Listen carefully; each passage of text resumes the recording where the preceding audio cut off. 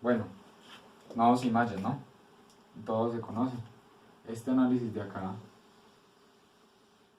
se fundamenta en lo siguiente. El análisis de nodos se fundamenta en la ley de corrientes de Kirchhoff, en la LSK, y consiste en describir el circuito en tensiones de nodos, ¿sí? En describir el circuito en las tensiones de los nodos, ¿sí? Entonces, por ejemplo, en un circuito resistivo se puede describir una tensión, digamos, o la corriente, se puede escribir más bien de la siguiente manera, se puede escribir como IJ décima, o sea, una corriente enésima J décima D, ¿cierto? Que sería de un nodo N menos un nodo M, ¿cierto? Sobre la resistencia, esa resistencia J décima, ¿cierto? Así se puede describir, digamos, lo que son las ecuaciones de nodos en este análisis, ¿cierto? Así se puede describir, ¿sí? Algo bien importante y es que, digamos, para este tipo de análisis de nodos hay ecuaciones que son ecuaciones de nodos y hay ecuaciones que son para las fuentes. Es decir, que si usted tiene una fuente de tensión, porque esto solo funciona con fuente de tensión, ojo, yo tengo mi fuente de tensión y aquí está mi referencia. Este nodo de acá inmediatamente va a ser la tensión de esta fuente, ¿cierto? Esta fuente, digamos, BF y mi nodo B1, eso quiere decir que mi tensión en el nodo B1 va a ser BF, inmediatamente va a ser BF, ¿sí? Eso es para digamos, para el análisis de nodos, ¿sí? Descripción del circuito a partir de las tensiones de los nodos, que se pueden escribir, digamos, de esta manera y después de escribirlos de esta manera hay que pasarlos a sistemas de ecuaciones lineales, ¿cierto? Ahora, el análisis de mallas. ¿Qué se fundamenta el análisis de mallas? Si este se fundamentaba en ley de corrientes de Kirchhoff, este se fundamenta en ley de voltajes de Kirchhoff, ¿sí? No la ley de voltajes de Kirchhoff, ¿sí? ¿Qué quiere decir eso? Que a través de las corrientes yo describo el comportamiento de mi circuito, yo describo mi circuito, es decir, que yo tengo un voltaje J décimo nuevamente y lo puedo escribir de la siguiente manera, ¿cierto? Entre una malla y otra, ¿sí? ¿Qué quiere decir? Que tengo una resistencia que está en mi malla, una resistencia J, ¿sí? Intermediaria, es decir, así. Aquí hay una malla y aquí hay otra malla. ¿Qué quiere decir? Que entonces, mi corriente N menos mi corriente M por esta resistencia J décima es igual a BJ. Y de esta manera yo puedo escribir entonces las corrientes ¿cierto? Las corrientes del circuito, ¿sí? Una manera de escribir las corrientes del circuito a partir de las mallas, ¿cierto? Esta es la manera para el análisis de mallas, ¿sí? Aquí también hay ecuaciones de restricción. ¿Cuáles son esas ecuaciones de restricción? Las fuentes de corriente. Entonces, digamos, aquí voy a reemplazar esto por una fuente de corriente. Si mi fuente de corriente está intermediaria, ¿qué quiere decir? Que está en la mitad de dos mallas. Quiere decir que mi fuente de corriente, digamos aquí I, es mi fuente de corriente, va a ser mi corriente N menos mi corriente M, ¿sí? Dependiendo de la que lleve el sentido, digamos esta es N y esta es M, ¿sí? Pero resulta que si mi fuente de corriente, ¿cierto? Si mi fuente de corriente está, digamos, en un lateral, o sea, está para una sola malla, así en una superficie lateral, que digamos mi corriente viene así, entonces eso es una ecuación de restricción, porque entonces yo en esa malla ya tendría mi corriente, que sería I igual a, digamos esta es la malla N, I N va a ser igual a esta I, que es esta ahí, ¿cierto? Y entonces básicamente eso sería para el análisis de nodos y el análisis de mallas. En eso se fundamenta básicamente. Esto es más sencillo de ver cuando se realizan ejercicios, ¿cierto? Hay que tener en cuenta otra cosa, y es que hay dos tipos de, digamos, hay dos excepciones cuando suceden circuitos pues que son muy anormales, y es que para el análisis del nodo sucede algo, y es cuando aparecen los supernodos. ¿Qué es un supernodo? Cuando yo tengo una fuente de tensión que no está conectada a mi referencia, a mi tierra. Eso inmediatamente se convierte en un supernodo, ¿cierto? Todo esto se convierte en un supernodo. En el análisis de mallas tengo lo que es, digamos, la supermalla. ¿Qué es una supermalla? Una supermalla es cuando tengo una malla intermediaria, tengo una fuente de corriente intermediaria, ¿cierto? Que está entre dos mallas. Entonces ya no se toma esta malla y esta malla, sino que se toma toda esta malla. Se toma toda esta malla, listo. Entonces eso para estos puntos. En el ejercicio que vamos a hacer a continuación se podrá ver mucho más claro. Para el ejercicio de nodos que estamos proponiendo acá, pues vemos el siguiente circuito. Tenemos entonces este circuito compuesto por dos fuentes independientes de tensión, una fuente dependiente de corriente que depende de corriente, y una fuente dependiente de tensión que depende de tensión. Bien, entonces vemos aquí la IX, que es la que controla y esta tensión BY es la que controla acá. Ahora vamos a hacer, digamos, las ecuaciones para el sistema de ecuaciones de nodos. Pero entonces antes de eso tenemos que visualizar cuáles ecuaciones de restricción tenemos, es decir, qué ecuaciones vemos en el circuito que ya las tengamos a simple vista, y podemos revisar si hay algún supernodo o algo por el estilo, ¿cierto?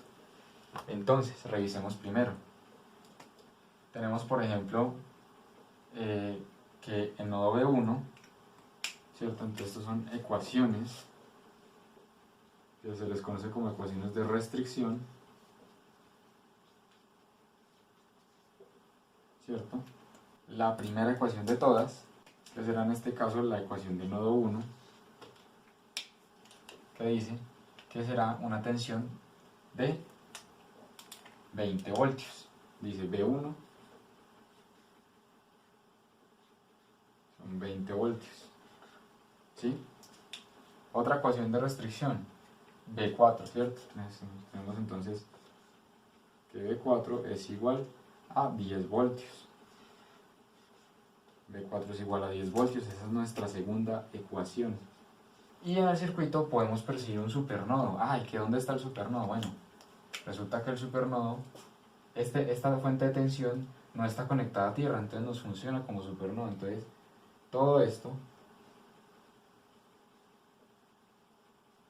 es un supernodo, ¿cierto? Todo esto es un supernodo. Es otra ecuación de restricción, porque entonces eso quiere decir que el supernodo es una tensión que está entre B5 y B2, ya que es igual eso a 5BY, ¿cierto? Pero listo, ¿qué es BY? ¿Dónde BY qué es? B sub Y me está diciendo que es la tensión que hay en esta resistencia. La tensión que hay en esta resistencia es B sub 3, ¿sí? Porque está de una vez a tierra, es B sub 3, ¿sí? Tendríamos que reemplazar aquí B sub 3, entonces sería B sub 2 menos B sub 2 más B sub 3, 5B sub 3, menos 5B sub 3 más B5 igual a 0, ¿cierto? Igual a 0. Las ecuaciones de restricción. Ahora vamos con las ecuaciones de los nodos, que son ecuaciones de nodos. Vamos por las ecuaciones de los nodos. ¿Cómo serían las ecuaciones de los nodos? Hay que hacer sumatorias entonces. ¿En qué nodos hay que hacer sumatorias? Hay que hacer sumatorias en el nodo 3 y en el nodo que es el supernodo, ¿cierto? Entonces, hagamos primero el del nodo 3. Sumatoria de corrientes en el nodo 3, ¿cierto? La corriente se puede calcular como la tensión en el nodo 3 menos la tensión en el nodo 2 sobre la resistencia R3 más la tensión en el nodo 3 sobre la resistencia R4, ¿cierto? En las ecuaciones de nodo no importa cómo se toman las corrientes. Uno dice, si yo las quiero tomar positivas todas saliendo, entonces listo, las tomo todas positivas saliendo y listo. Y aquí, como esta fuente sí viene en sentido contrario, entonces aquí sí es menos Ix. Y eso es igual a 0. Listo, pero entonces, ¿qué es Ix? Yo que tengo como Ix. En este caso, Ix también viene siendo, en este caso Ix viene siendo B2 menos B3, ¿cierto? Entonces, digamos yo ya despejando todo esto, ¿sí? Entonces me va a quedar entonces B3. Si yo sumo y organizo todo esto, me va a dar entonces al final 11 sobre 350 B3, ¿cierto? Menos B2 sobre 25, ¿sí? Y eso igual a 0. Pero entonces yo esta ecuación la puedo multiplicar por un número para que no me quede así, ¿cierto? Entonces yo voy a decirle que la... entonces yo quiero esta ecuación, quiero multiplicarla entonces por 350. ¿Cómo me quedaría entonces? Esto aquí es 19, perdón. Me quedaría entonces 19, organizándolo un poco, 19 B3 menos 14 B2 igual a 0, ¿cierto? Entonces ahí tendríamos nuestra primera ecuación del nodo 3. ¿Sí? Entonces esa sería nuestra cuarta ecuación. Ahora vamos por la ecuación de la supermalla, ¿cierto? Del supernodo, disculpen, del supernodo. ¿Cómo sería la ecuación del supernodo? Sería la sumatoria de las corrientes en el supernodo, o sea, voy a colocarle n grande, ¿cierto? ¿Cómo serían entonces esas ecuaciones en el supernodo? Tengo entonces lo siguiente, tomando la variedad, entonces sería la tensión de nodo 2 menos tierra, o sea, B2 sobre R2, ¿cierto? Más B2 sobre B2 menos B3 sobre R3, ¿cierto? Que es el nodo 2, ¿cierto? Que es este nodo 2. Y tengo lo que es B5 sobre R5, que es el nodo B5 sobre R5, más el último que es de acá, que es B2 menos B1, ¿sí? Sobre R1 y todo eso igual a 0. Entonces si yo organizo aquí los términos, por ejemplo, me va a quedar B2, R2, pues que es 150 ohmios, más B2 sobre 50, menos B3 sobre 50, B1 sobre R1, o sea, 20 voltios sobre 100 ohmios igual a 100, o igual a 0. Organizando esto, me daría 11 sobre 300 B2, ¿sí? Menos B3 sobre 50, ¿sí? Más B5 sobre 120. Y eso igual a 20 a 2 sobre 10. Que eso está en 20 voltios sobre 100 ohmios, eso está en amperios, ¿cierto? Ahora, esto lo voy a multiplicar por 600, ¿cierto? Para eliminar un poco estas expresiones, digamos así, decimales que tanto estorban, ¿cierto? Lo multiplicaré por 600 y ya pasaré pues, a la siguiente parte. Al multiplicarlo por 600 me queda de la siguiente manera. Me quedaría 600 sobre 350, me quedaría 600 sobre 350 por 11 es 22,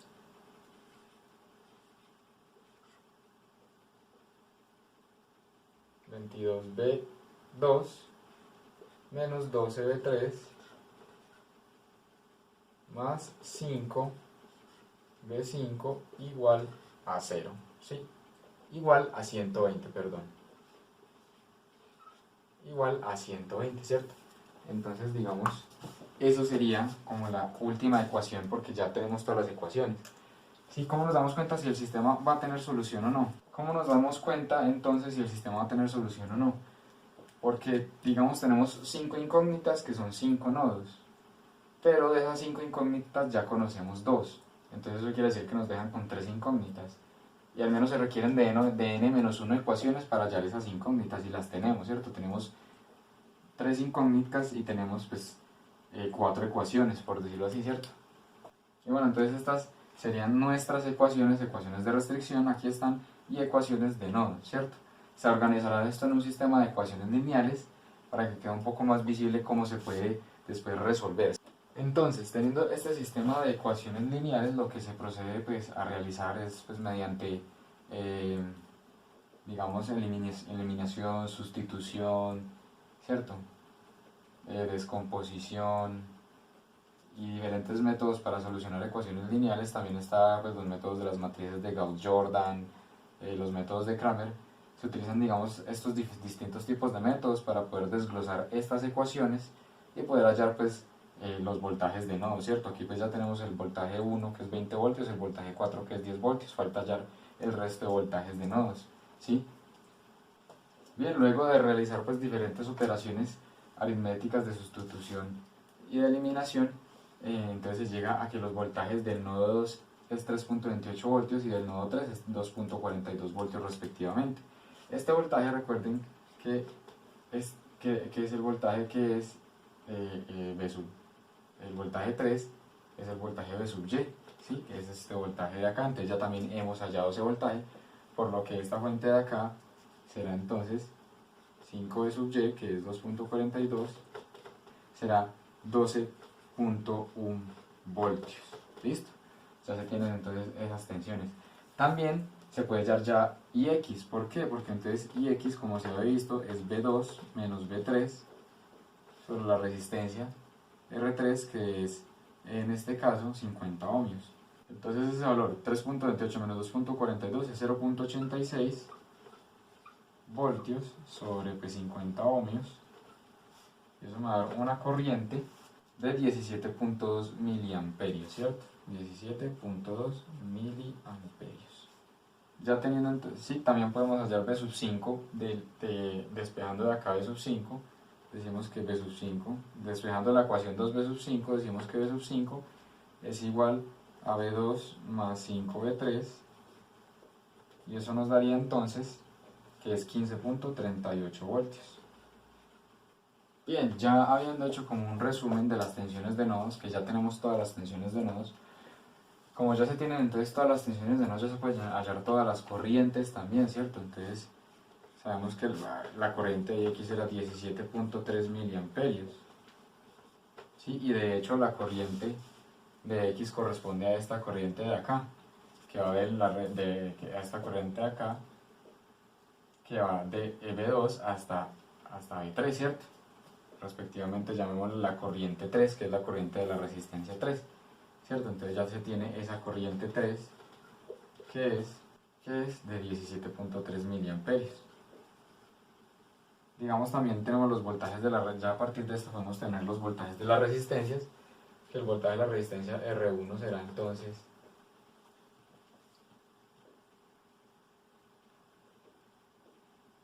el voltaje de la resistencia R1 será entonces el voltaje 1 menos el voltaje 2, ¿cierto? Que en este caso el voltaje 1 es 20 menos 3.28, es 16.72 voltios. El voltaje de la resistencia 1. El voltaje de la resistencia 2, por su parte, será entonces nada más pues el voltaje mismo de 2, ¿cierto? Será el mismo voltaje de 2, que en este caso sería 3.28 voltios, ¿cierto? Luego tenemos el voltaje de la resistencia 3, ¿sí? Que sería V2 menos V3, que serían 0.86 voltios como ya habíamos visto. Luego tenemos el voltaje de la resistencia 4, que sería netamente el voltaje de la resistencia 3, ¿sí? Que es 2.42 voltios. Y el voltaje de la resistencia 5, el voltaje de la resistencia 5 sería netamente el voltaje, el voltaje pues, del nodo 5, o sea 15.38 voltios. Hallando lo que son las corrientes, tenemos entonces que la corriente, ¿cierto? Que la corriente de la resistencia 1, corriente de la resistencia 1, o sea I1, sería igual entonces al 167.2 miliamperios, ¿cierto? La corriente de la resistencia 2, que es esta de acá, sería nada más decir el voltaje de la resistencia sobre la resistencia, que sería 21.87 miliamperios. El voltaje, la corriente por 3 ya la conocemos, que es IX. La corriente por la resistencia 4, que en este caso sería 34.57 ohmios, miliamperios diré. Y la corriente por la resistencia 5, por esta rama de acá, sería entonces de 128.2 miliamperios. Hay que grabarse muy bien estos valores, porque entonces estos valores son los que nos deben dar exactamente igual para el método de las mallas. Bueno, entonces el método de mallas, listo.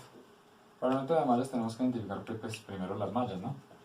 Aquí no importa la dirección que le demos a la malla, entonces yo le voy a dar esta dirección a esta malla, malla 1. Por ejemplo, yo le quiero dar esta dirección a esta otra malla, malla 2. Le voy a dar la dirección a esta otra malla, malla 3. Y a esta otra malla también se le da una dirección, que es malla 4. Listo. Empecemos con las ecuaciones de restricción. La primera de ellas hay que saberla identificar bien. ¿Por qué? Porque digamos aquí podemos ver claramente una supermalla. No se puede notar mucho, pero como esto aquí está, recuerden que una fuente de corriente cuando está intermediaria en una malla, en un método de mallas, se convierte en una supermalla, es decir, pasaría esto. Voy a tener en cuenta entonces todo este pedazo. Todo este pedazo de acá lo voy a tener en cuenta en mi supermalla.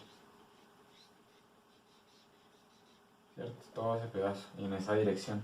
¿Qué pasa con esta fuente? Se elimina, porque entonces yo al llegar y decir aquí menos 10 voltios, más 10 voltios, se me va a eliminar esa fuente en la ecuación, ¿cierto? Que esa IX, ¿cierto? Ese IX vendría siendo entonces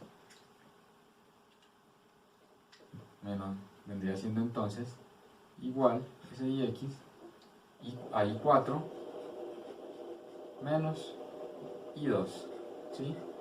A I4 menos I2, y esa sería la ecuación. Pero entonces también, ¿qué es IX? Aquí nos dice ¿qué es IX acá? IX sería entonces, ¿cierto? Donde nos dicen que IX es entonces es I2 menos I3.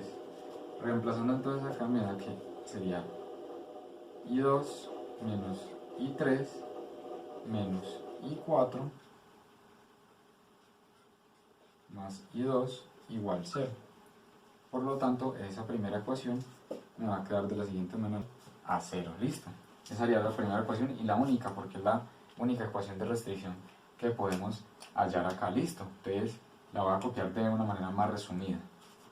Perfecto. Entonces ahora tenemos lo que son las ecuaciones de las mallas, ¿cierto? Ecuaciones de malla. Para estas ecuaciones de malla vamos a tener en cuenta pues cuántas mallas: 1, 2 y 3 mallas, porque son una malla, la malla 1, la malla 3 y la supermalla, que está compuesta por 2 y 4. Empecemos por la malla 1. ¿Sí? Sumatoria de tensiones en la malla 1, aquí va a ser igual, ¿cierto? Va a ser igual, entonces me voy por acá a menos 20 voltios, ¿sí? Más I1 por R1 más, entonces aquí sería R2 por I1 menos I2, y eso igual a 0, ¿cierto? Escribiéndola mejor quedaría entonces de la siguiente manera, digamos, sería I1 que es 100 por I1 más R2 que es 150, 150, I1 menos 150, I2 igual a 20 voltios. Yo esto lo puedo dividir por 10, quedándome entonces de la siguiente manera. Bueno, 100 más 150 me da 250, y dividido entre 10 me da 25 I1 menos 15 I2 igual a 20, igual a 10, igual a 2, qué pena, igual a 2. ¿Listo?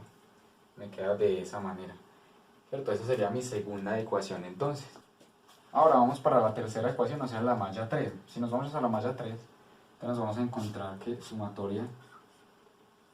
sumatoria de tensiones en la malla 3, aquí va a ser igual. Me dice menos 5 Y, ¿cierto? Más I3 por R5 más lo que sería I3 por R4 menos I4 por R4, ¿sí? De una vez saco eso del paréntesis. Aquí más I3 por R2, ¿cierto? Esto es R2 menos I3 por R y 2 por R2, y todo eso es igual a 0. ¿Qué es BY? B sub Y, ¿qué es?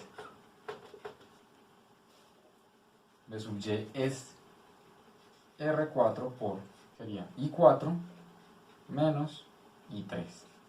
Eso es B sub Y. Si yo reemplazo uno, entonces acá me quedaría entonces de la siguiente manera.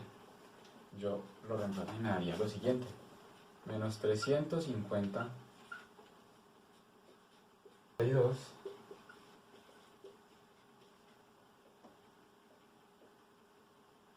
y eso, todo eso igual a 0.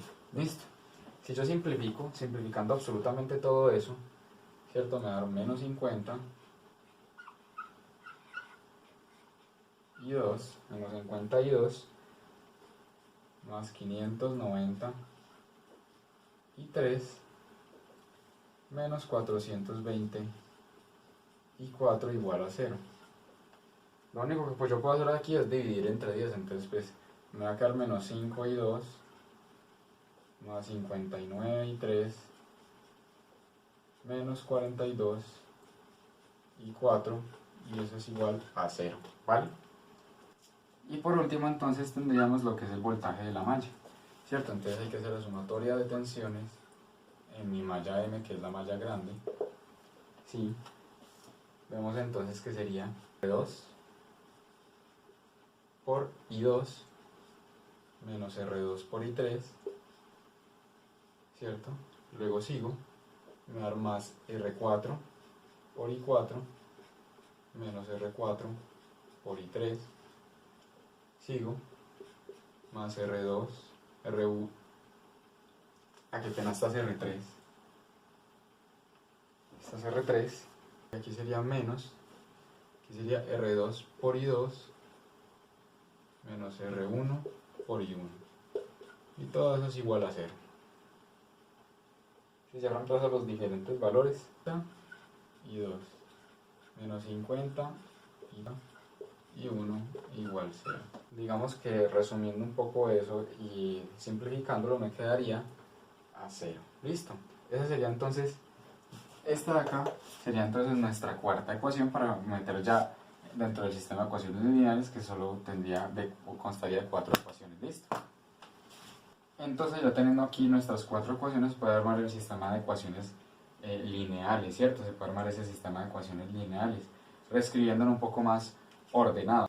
Bueno, entonces ahí ya se tiene lo que es el sistema de ecuaciones lineales organizados, lo que dije anteriormente. Se puede utilizar el método de Kramer, se puede utilizar el método de Gauss-Jordan o solucionarlo mediante distintos programas o solucionarlo también mediante pues, la sustitución o eliminación o igualación, ¿cierto? Hay muchos métodos para solucionarlo, ¿cierto? Para no hacer esto muy largo lo voy a solucionar pues a papel y ya cuando lo tenga listo pues simplemente lo traigo aquí listo. Solucionándolo pues aquí a papel me dio que la corriente I1 es 167.19 miliamperios, que la corriente I2 es 145.32 miliamperios, que la corriente I3 es 128.06 miliamperios, ¿sí? Y que la corriente I4 es 162.59 miliamperios, ¿cierto?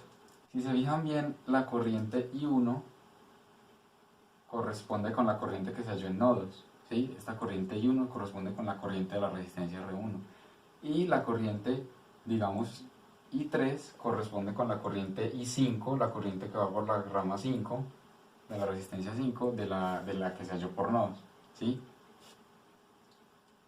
Esa corresponde. Y digamos, aquí IX tendría que dar exactamente lo mismo. ¿Qué es IX?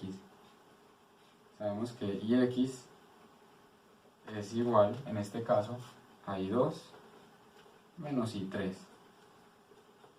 ¿Cierto? Al restarlo nos da que es 17.26 miliamperios, que es lo que prácticamente nos dio resolviendo el sistema por nodos, ¿cierto? Esa corriente IX. Ahora con estos datos podemos hallar lo que son los valores de las resistencias, ¿no? ¿Cierto? Entonces, por ejemplo, la tensión en la resistencia 1, I1, sí, esta corriente I1 por R1, que es 16.72 voltios. Luego me va a dar la tensión en la resistencia 2. Esa tensión en la resistencia 2 es la diferencia de estas corrientes, o sea, R2 de, en este caso, sería I1 menos I2, ¿sí? Que sería de 3.28 miliamperios.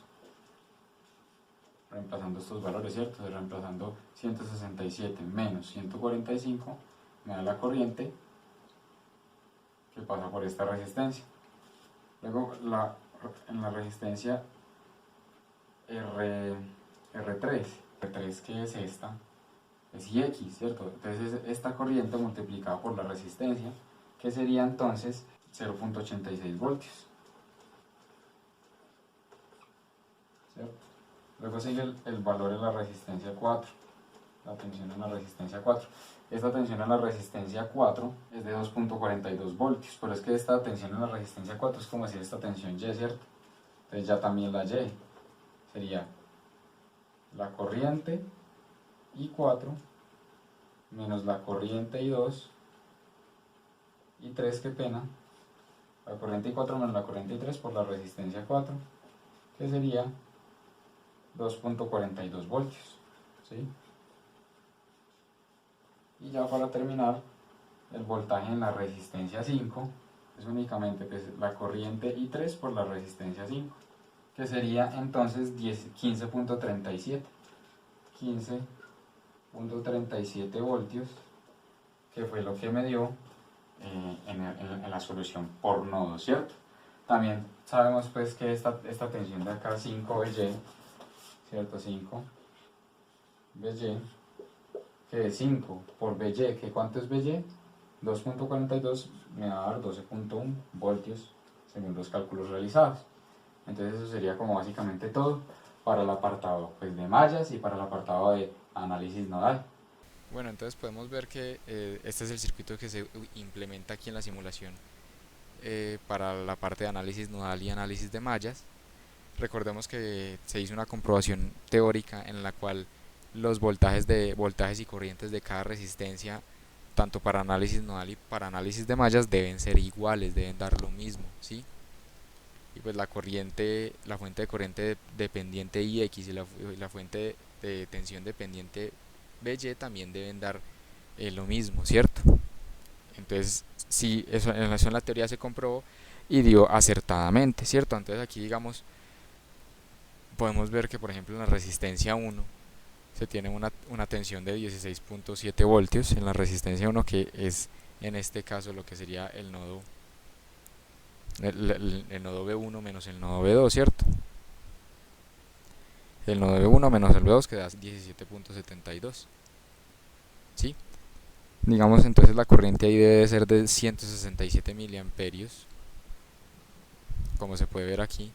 La tensión en la resistencia R2 dio de 3.28 en la teoría, aquí en la simulación también da de 3.28, y su corriente da de 21.87 en la teoría, y aquí da de 21.9 miliamperios, ¿sí? También miliamperios en la teoría. La resistencia, la tensión en la resistencia 3 es de 0.86 voltios, en la teoría también de 0.86 voltios, y la corriente en la resistencia R3 dio de 17.2 miliamperios en la teoría. En la práctica pues nos da 17.3 miliamperios, un valor pues que es muy pequeño, ¿cierto? Nos da entonces también que la tensión en la resistencia R4, ¿sí?, es de 2.42 voltios, como se puede ver. Esta también hace referencia a la tensión B sub Y. Multiplicando 2.42 por 5 nos daría aquí este valor de 12.1 voltios, que también nos da en la teoría. Y pues la corriente aquí en la resistencia R4 es de 34.557 miliamperios en la teoría. Para la resistencia R5 en la teoría nos da una tensión de 15.38 y una corriente de 128.2 miliamperios. Y aquí nos da pues también prácticamente lo mismo, de 15.4 voltios y 128 miliamperios. Entonces se puede ver que se comprueba que tanto para la simulación como para la parte teórica se cumplen, pues, que se cumplen estas condiciones.